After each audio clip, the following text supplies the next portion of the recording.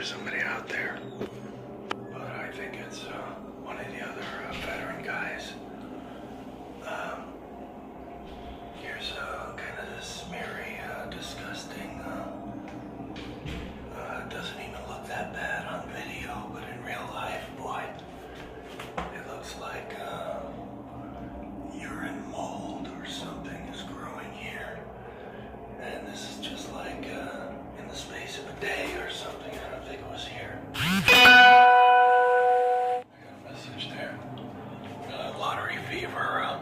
Tomorrow's lottery. Today is Tuesday, the 22nd of August 2017. And it's going to be the second biggest lottery tomorrow.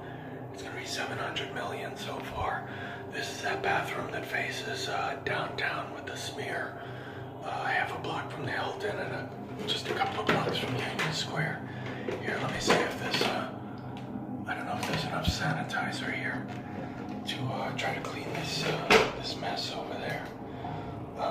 Somebody could have just went into that other bathroom. I'm not 100% sure.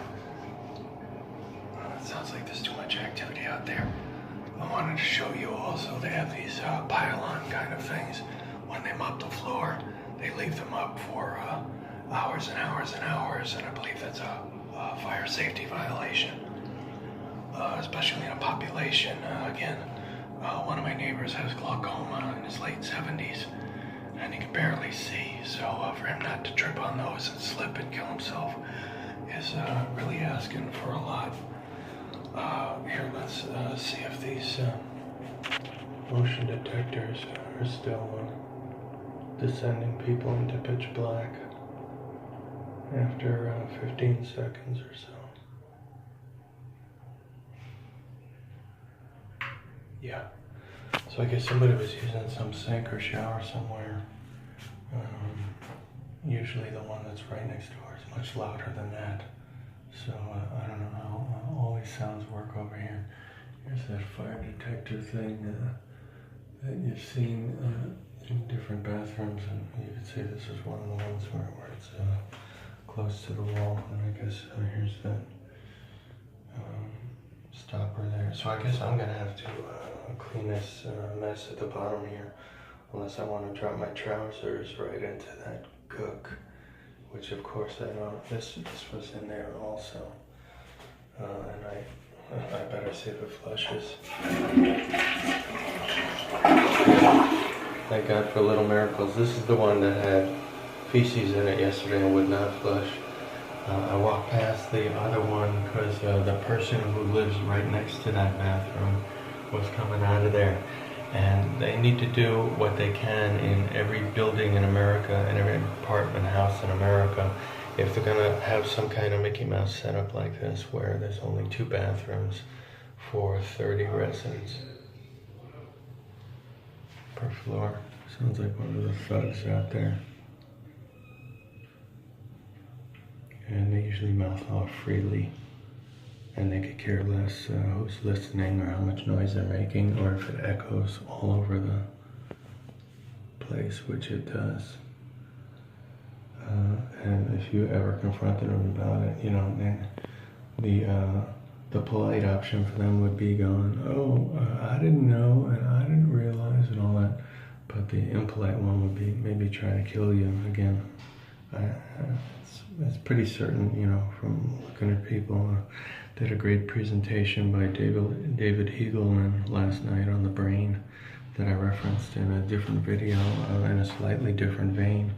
But one of the things he was saying was that, you know, the level of hostility of people just remains astounding. It's not limited to Nazism or anything like that. And people throw down, and you know, you have to be able to, you know, have discernment as a human being of people's facial expressions and what they mean and whether or not they mean you harm. And you should be able to pick off at a distance if they're, you know, pretty malicious type people. And I got some video from yesterday that I'll also try to put up as quickly as I can. That was shot in the streets, and it was like one guy trying to knife another guy, and I was able to see from a distance that the first guy with the knife just looked like bad news immediately, and you'll see how quickly I pick it off. And I had groceries with me, and I was walking, so I had to cross the street immediately. And it's just what you need to do to stay alive. Don't always be a hero.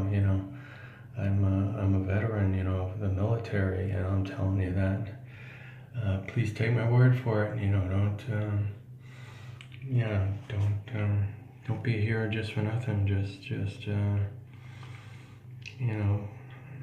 it should be something that your life needs to be risked for. Otherwise, don't. All right, I'll cut this for now. Anyway, I wanted to get some video of those pylons, and I wanted to see about going into the other bathroom so I didn't have to deal with this, but the other bathroom might be worse. And that other veteran guy might have just used that other bathroom, and at least in this bathroom it doesn't smell terrible right now. And of course, you don't want to follow any human being, if they left the bathroom, smelling bad, but usually guys are going to leave it smelling much worse than females, so it's just kind of the way it works. But if you had your druthers, you probably wouldn't even want to follow a female in a bathroom if you could avoid it. And again, it seems like maybe people have been avoiding using this just because of this muck on the ground here. And I'll do it with the sanitizer and wipe the with the again. We seem to be running out of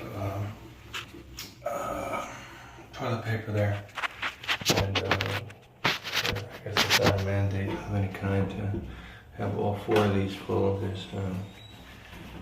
There's actually 3 out of 4, but it's like 2.5 really. But they don't keep an eye on it, and they definitely don't keep an eye on the sanitizer enough. And this housing thing needs to be much larger, the industrial size. It's probably not made that way anywhere in the world, because nobody is as degenerate as San Francisco, where they would build buildings where there are so few toilets for so many people. How disgusting! And the mayor gets on TV constantly, claiming he's not racist, yet he doesn't do anything about this situation. And like he's a paragon of non-racism, just because he's not black or white. And that doesn't work either. That doesn't figure. That's not automatic either. Again, watch David Eagleman, on the brain, probably 10 times smarter than this mayor, easily. All right, I'll cut this for now.